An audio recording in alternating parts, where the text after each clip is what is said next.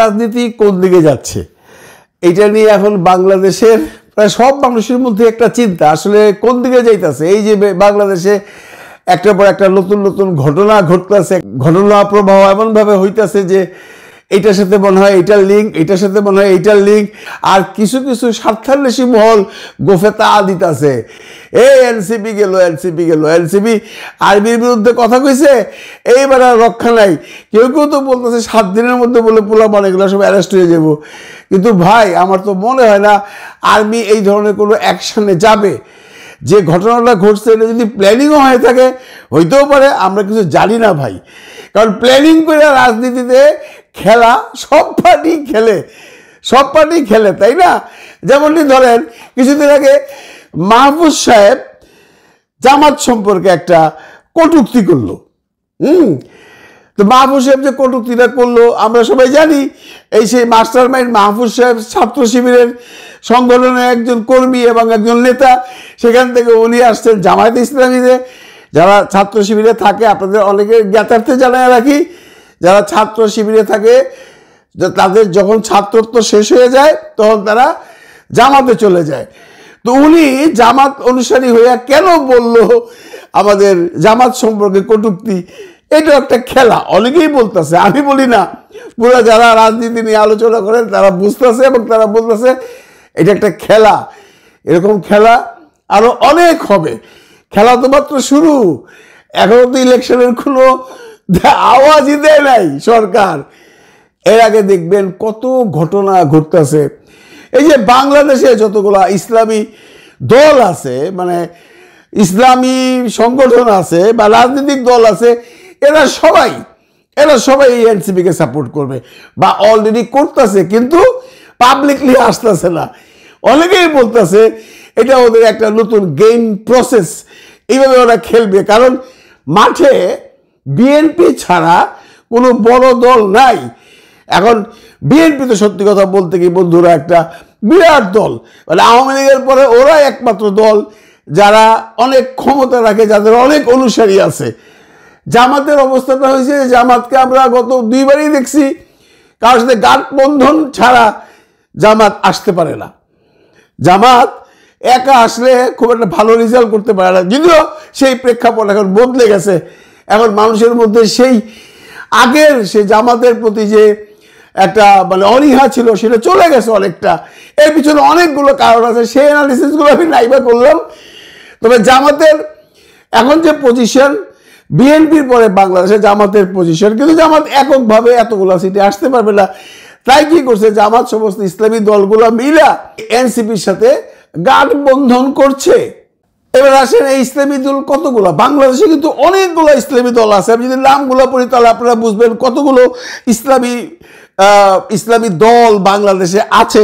Number 1 Bangladesh জামাতে ইসলাম JI, number 2 ইসলামী আন্দোলন Bangladesh, number 3 Bangladesh Khelafat Majlis, number 4 ইসলামী ঐক্য জোট যেটাকে JIOJ বলা হয়, বাংলাদেশ খেলাফত আন্দোলন ইসলামী ফ্রন্ট বাংলাদেশ, 7 নম্বরে জামাতে উলামায়ে ইসলামী বাংলাদেশ, 8 নম্বরে আছে বাংলাদেশ ইসলামী ঐক্য জোট, 9 নম্বরে বাংলাদেশ ইসলামিক ফ্রন্ট, 10 নম্বরে আছে আল্লামা ফয়জুল্লাহ ফাউন্ডেশন, 11 নম্বরে আছে বাংলাদেশ খিলাফত মজলিস, 12 নম্বরে আছে খেলাফত মজলিস, 13 নম্বরে আছে হেফাজতে ইসলাম বাংলাদেশ। বাট হেফাজতে ইসলাম বাংলাদেশ কোনো পলিটিক্যাল পার্টি না, মানে সিগনিফিকেন্ট পলিটিক্যাল ইনফ্লুয়েন্স আছে তার ইসলামী অন্য দলগুলোর প্রতি। এই যে দলগুলো আছে এদের সবারই তো কিছু না কিছু অনুসারী আছে, তাই না? থাকাটাই স্বাভাবিক। তো এরা কাকে ভোট দেবে? এরা নিশ্চয়ই আওয়ামী লীগ থাকলে আওয়ামী লীগকে বা বিএনপি থাকলে বিএনপিকে ভোট দিত না, এরা এদের দলীয় প্রার্থীরাই ভোট দিত। এরা এই ভোটগুলা ক্যাপচার করবে তাদের দলীয় জোট থেকে একসাথে। এরা আর এনসিপি এরা যদি এক হয়, সেই এক কিন্তু কোনো গাঠবন্ধন না, কোনো ইসলামী দলগুলো একসাথে আসছে না। তাদের মেন্টালি সাপোর্ট একে অপরের দিকে, তাদের মেন্টালি সাপোর্ট এই এনসিপির দিকে। মনে করেন একটা কনস্টিটিউয়েন্সিতে 2 জন প্রার্থী আছে, মানে একজন আছে বিএনপির, আরেকজন কে আসবে জামাত ইসলাম বা ইসলামী ঐক্য জোট থেকে। যদি তেমন পার্টি থাকে তাহলে ওইখানে তাকেই দেওয়া হবে, ওইখানে এনসিপির কোনো পার্টি যাবে না। বাট দ্য সেম টাইম অন্য আরেক জায়গায় যে দেখা গেল ওইখানে এনসিপির যে পার্টির যে প্রার্থী আছে তার অবস্থান ভালো, ওইখানে ইসলামী ঐক্য জোটে বা ইসলামী এই যে দলগুলো আছে এরা ওইখানে কোনো প্রার্থী দিবে না। আমি বারে বারে বলতেছি এরা কিন্তু কোনো গাঢ় বন্ধন করছে না, এরা ভিতরে ভিতরে আন্ডারস্ট্যান্ডিং করে এরকম একটা পজিশন করেছে। তারপরে দেখেন এরপরে যেটা আসবে আন্দোলন, এই আন্দোলন চলে যাওয়ার পর এই আর্মির সাথে যে গন্ডগোলটা চলছে এইটা মিটমাট হওয়ার পর এই এনসিপি নতুন আরেকটা আন্দোলন শুরু করবে, সেটা হলো 16 বছরে ভোটার করতে হবে। আর 16 বছরের ভোটার নিয়ে অনেকেরই বিভিন্ন রকম মতবাদ আছে। একটা পার্টি চাচ্ছে না 16 বছরে ভোটার লিস্ট করা হোক, তাহলে 16 বছরে যদি ভোটার লিস্ট করা হয় তাহলে প্রায় 3 থেকে 3.5 কোটি ভোটার নতুন হয়ে যাবে। এটার জন্য সময়ের দরকার। তারা বলতেছে তাহলে সময় ক্ষেপণ হবে, দরকার নাই। আর এই 3 থেকে 3.5 কোটি ভোটার যদি ভাই হয়ে যায়, এরা কারে ভোট দিব বলেন? নর্মালি এনসিপিরে ভোট দিব।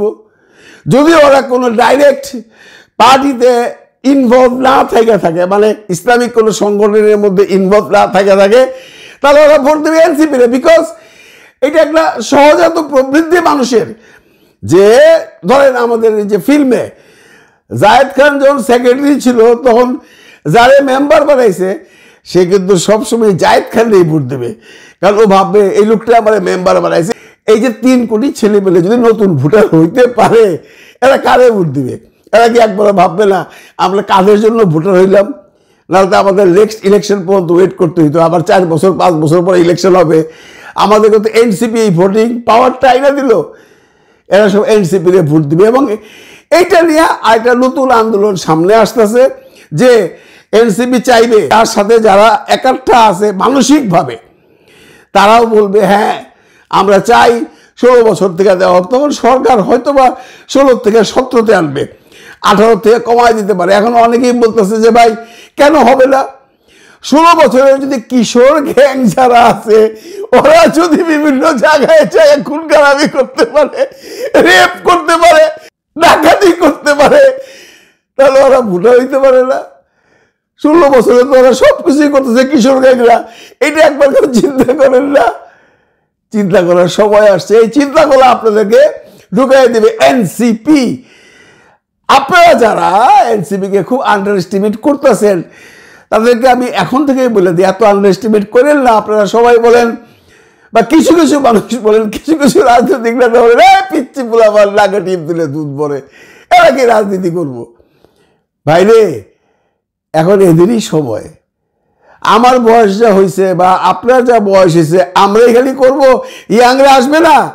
আর আমি তো চাই আমার ছেলে এগিয়ে যাক, আমার জীবন তো শেষ। আপনারা তো রাজনীতি করছেন 30 বছর 40 বছর ধরে রাজনীতি করতেছেন, আরো করতে হইব, করেন, কোনো অসুবিধা নেই। এদেরকে এনকারেজ করেন, এদেরকে এনকারেজ করেন।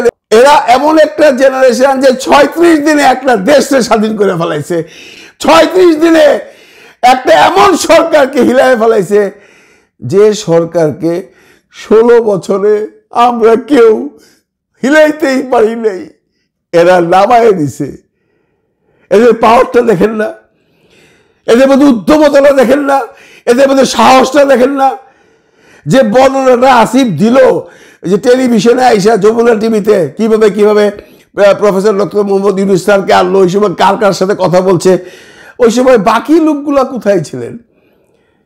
একবার ভাবতে পারেন বন্ধুরা যারা শুনছেন, তখন হাসিনা গভর্নমেন্ট পাওয়ারে, পুলিশ ছাত্রদের বিপক্ষে, আর্মি বিপক্ষে, র্যাব বিপক্ষে, এইখানে একে মারতেছে, এইখানে ওরে মারতেছে, এইখানে ওরে ধরে নিয়ে যেতেছে, এর মধ্যে এরা এইগুলা করছে। এবং সবচেয়ে ইন্টারেস্টিং হইল এরা এমন চাল্লু পোলাপান, এগুলো রাত্রে কোথায় ঘুমাইতো এই ডিবির হারুন রোটের পায় নাই, তাহলে একবারে আরো অনেক আগেই ধরে ফেলাইতো। এক একজন এক এক জায়গায় থাকতো, এমনভাবে লুক্কাইতে থাকতো, এমনভাবে ভিতরে ভিতরে ওরা প্ল্যান করছে যেটা একটা যে কোনো থ্রিলিং সিনেমাকে হার মানায়। এদেরকে মানতে হবে, এদেরকে ভালোবাসতে হবে, এদেরকে বুকে টানতে হবে, এদেরকে জায়গা করে দিতে হবে। যারা দিনে রাত্রে বলেন এদেরকে দিয়ে কিচ্ছু হবে না, কিচ্ছু হবে না, তারা ভুল বলে যাচ্ছেন। তারা ভুলে যাচ্ছেন এই জেনারেশন সামথিং ডিফারেন্ট। আবারও বলি, এরা যা করছে, এরা যা কইরা দেখাইছে, আমরা পারি নাই ভাই 17 বছরে, এরা কইরা দেখাইছে। কাজে এদেরকে আন্ডার এস্টিমেট আপনারা কেন করেন? এদের অনেক রকম প্ল্যান আছে, এরা দেশটাকে গুছাইতে চায়। এদের নামে অনেক ধরনের টুকটাক ঝামেলা আসতেছে, এগুলো ঘুচিয়ে ফেলাবে। কারণ শত হইলেও তো এরা একটা ইয়াং পোলাপান, অনেক কিছু সংবরণ করতে পারে না, বা এদের মধ্যে কেউ কেউ এত দুষ্ট চরিত্রে থাকতেও পারে, এগুলাকে এরা সাফা করবে। যদি এই ধরনের কোনো রকম যে কোনো ধরনের ইলিগেশন এদের নামে যদি আসে, এরা ব্যবস্থা নেবে। কারণ এরা জানে এরা কি প্রমিস করে আসতেছে, এরা জানে মানুষ ওদেরকে কতটুকু বিশ্বাস করতেছে, এরা জানে ওরা মানুষের সাথে ওয়াদাবদ্ধ যে আমরা দুর্নীতি করব না, এরাও করতে পারবে না। একটু সময় দেন। এনসিপির আলাপ করি এই জন্য যে এই দলটার প্রতি আস্থা মানুষের দিন দিন বাড়ছে। ঠিক যেমনটি কালকে একটা ব্লগে বললাম যে প্রফেসর ডক্টর মোহাম্মদ ইউনূসকে বাংলাদেশের অধিকাংশ মানুষ চায় 5 বছর 7 বছর থাকুক, দেশটাকে ঠান্ডা করে যাক, দেশটাকে একটা জায়গায় নিয়ে যাক। আমরা এখনো চাই একটা নতুন দল আসুক। অবভিয়াসলি বিএনপির সাথে ভোটের মাঠে জিতে আসাটা কতটুকু ব্যাপার সেটা সময় বলবে, কিন্তু এরা যদি 5টা লোকও চাইতে পারে, 5টা লোকও যদি পার্লামেন্টে চাইতে পারে, তাহলে মনে রাখবেন যে দল সরকার গঠন করবে তাদেরকে প্রত্যেকটা ব্যাপারে জবাবদিহিতা করতে হবে। এটা আওয়ামী লীগের সময়কার সে জাতীয় পার্টির বিরোধী দল হবে না, এটা আপনারা গ্যারান্টেড থাকতে পারেন। কাজেই এদেরকে সাহায্য করেন, এদেরকে মনোবল বাড়ান। আর আপনারা যারা এনসিপিকে সাপোর্ট করেন তারা বিভিন্ন কথাবার্তা শুনে ভয় পাবেন না, এরা ভীতু না। যেহেতু ওরা ভীতু না, ওরা যেহেতু বলে যে কোনো সময় মরে যেতে পারি দেশের জন্য, কাজে ওদেরকে আমাদের সবসময় মানসিকভাবে হেল্প করা উচিত। ভালো থাকবেন সবাই, ভালো রাখবেন সবাইকে। খোদা হাফেজ।